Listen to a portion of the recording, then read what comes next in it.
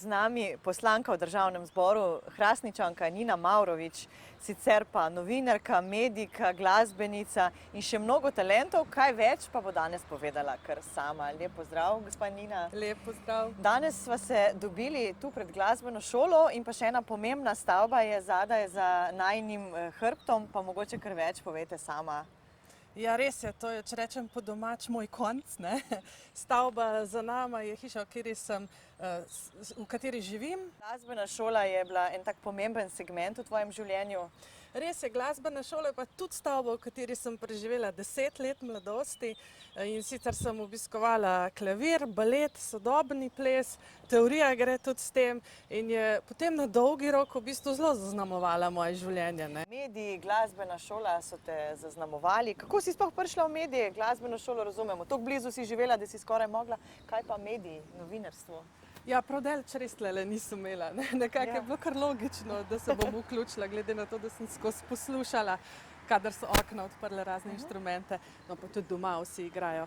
V medijih sem se pa znašla, bom tako rekla, da verjetno že od majhnega sem imela eno tendenco. Zelo veliko sem pisala, dobro sem pisala, literarnih natečajev sem se udeleževala, hkrati sem pa dizajner po poklicu in to je pač neko izražanje skozi vizualne medije. In meni se je zgodilo pravzaprav z eno avdicijo, šla sem na avdicijo za informativni program na Svet na Kanalu A, takrat sem bila sprejeta, pol je pa to kar steklo. Od tam sem se prestavila na časopis, na dnevnik, potem sem se pa nazaj vrnila na televizijo in sem ugotovila, da v bistvu je ta potreba po izražanju zadoščena, ne? Še vedno se izražaš tako v verbalni, kot tudi v neki video obliki, no. Tako da nekako sem se našla v tem, no. Kaj pa je bila tvoja prva služba v novinarstvu? Moja prva služba v novinarstvu je bil prav Svet na Kanalu A. Aha. Predtem sem pa delala kot dizajner. Imela sem svoje podjetje, delala sem predvsem za arhitekte, razne te 3D animacije. Takrat nas je bilo relativno malo takih, ki smo to znali in ki smo to delali in smo bili kar iskani, no. Zdaj pa pač, ko so zelo zmogljivi računalniki pa vsa ta sodobna orodja, ki so tudi bolj enostavna, ne, pa to že veliko ljudi počne. Prej sva že govorili, da si s Hrastnikom toliko bolj tudi povezana, ker je oče, tvoj oče je arhitekt in je velik del Hrastnika bilo nekako narisano ravno z njegovo roko, a ne? Ja, res je, no, sej mogoče starejša, ko sem bolj sem na to ponosna. Jaz sem bila zelo majhna punčka še pred vstopom v osnovno šolo, ko se je v Hrastniku zgodil en večji požar v centru, v teh rudniških prostorih. Moj oče je pa arhitekt in je takrat pravzaprav dobil eno tako zelo pomembno nalogo, da je zrisil bodoči oziroma zdajšnji urbanizem mesta Hrastnik, no. Velik in pomemben del tvojega življenja je tudi avto. Rekla si celo, da si izračunala, da okoli 2 leti svojega življenja si že preživela v avtu, pač to je ta naša oddaljenost od Ljubljane in večjih mest. Zato nas boš danes tudi odpeljala kar v center Hrastnika.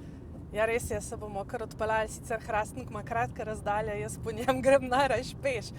Je pa res, avto je res pomemben del mojega življenja. Jaz sem že pri 15 letih začela hoditi v Ljubljano, takrat seveda še z vlakom, ker je bila srednja šola za oblikovanje samo v Ljubljani, zdaj mislim, da je še v Celju, pa in par še podobnih šol.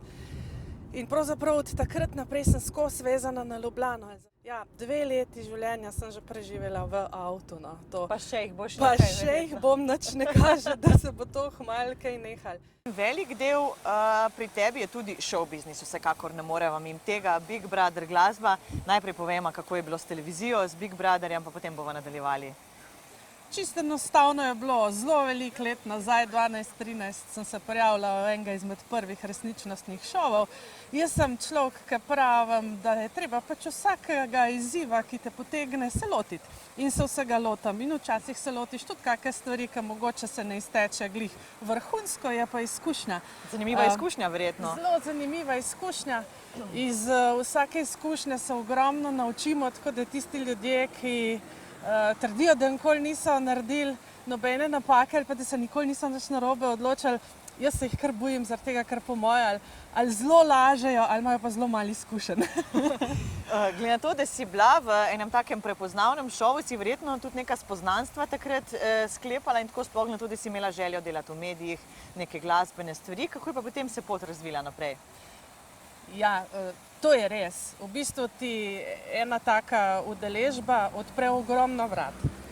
Jaz sem že pač rekla, da če pa potem nisi pripravljen zelo trdo delati, je pa čisto brez veze, da si se sploh šel vse skupaj.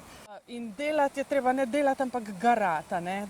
Zato marsikdo, pač, ki se tega po tej poti loti, potem potone, izgine ali se pa cela zadeva sprevrže v nekaj bizarnega. No? Tako da delo, druge poti ni. Je pa res, da se pa na hitro odpre zelo veliko vrat. Na zadnje, ko smo se srečali pred volitvami, smo govorili ravno o glasbi. Takrat je bila zgodba o nekem komadu, kaj vse pripravljaš, pa mi povej, kaj je pa zdaj z glasbo zgodilo v času politike? Ja, zdaj to je pa tako, mi smo pa zdaj resni ljudje. Jaz mislim, no, da podobno kot pri predsedniku naše stranke, določenih stvari ni pametno mešati. No, tako je moje mnenje. Seveda je glasba še vedno ogromen in zelo pomemben del mojega življenja. Tega ne bom zanikala in tudi ne morem.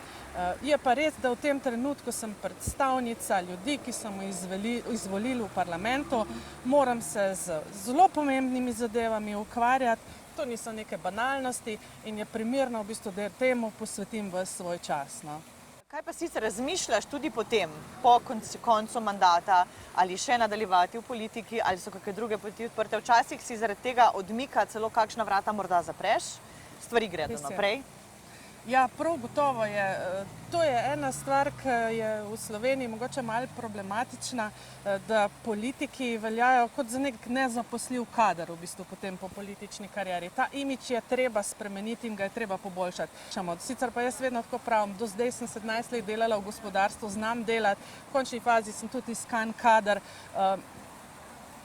Marsikdo do mene pristopi včasih s kako željo, z eno tako prikrito grožnjo, ne? Če mi ne boste tega pa tega uredili, nas je pa veliko, vas pa ne bomo volili. Ne?